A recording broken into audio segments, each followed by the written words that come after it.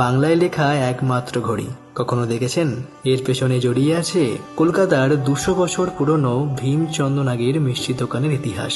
সাল 1826 হুগলি জেলার মনোহরক্ষেত জনাই থেকে প্রাণচন্দ্র নাগ নামের এক ব্যক্তি কলকাতার বউবাজারে খুললেন একটা ছোট্ট মিষ্টি দোকান। পরে তার পুত্র ভীমচন্দ্র নাগ এর দায়িত্বভার নিলেন। তিনি তৈরি করেন একের পর এক নতুন মিষ্টি, আর তাতে জনপ্রিয়তা আকাশ ছুঁল।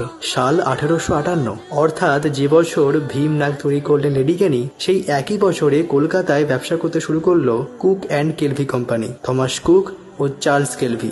ঘড়ি থেকে শুরু করে দামি পাথর, হিরে, জহরত সবকিছুর ব্যবসা করত এই কোম্পানি। একদিন থমাস কুক ভীম নাগের দোকানে আসেন মিষ্টি খেতে চাইলেন লেডিকেনি। খেতে খেতে তার নজরে পড়লো দোকানে কোনো ঘড়ি নেই। তিনি চমকে গিয়ে প্রশ্ন করলেন ভীম নাগকে। প্রশ্ন করেন যে দোকানে কেন কোনো ঘড়ি নেই। উত্তরে ভীম নাগ বলেন, কেনা হয়ে ওঠেনি বাবু। থমাস কুক বলেন, পরের দিন আমাদের অফিস থেকে একটা ঘড়ি নিয়ে আসবেন। ভীম নাগ বলেন, তার কর্মচারীরা ইংরেজি সংখ্যায় লেখা ঘড়িতে সময় দেখতে পারে না, তাই যদি বাংলায় লেখা কোনো ঘড়ি পাওয়া যায়। থমাস কুক কিছুক্ষণ ভাবলেন। তারপর কদিনের মধ্যেই তিনি নিজেই বাংলা হরফে লিখে একটি ঘড়ি বানান, আর তারপর তা পাঠিয়ে দেন ভীমচন্দ্র নাগকে। আর তা থেকে আজ পর্যন্ত সেই ঘড়িটা এই দোকানই রয়ে গেছে।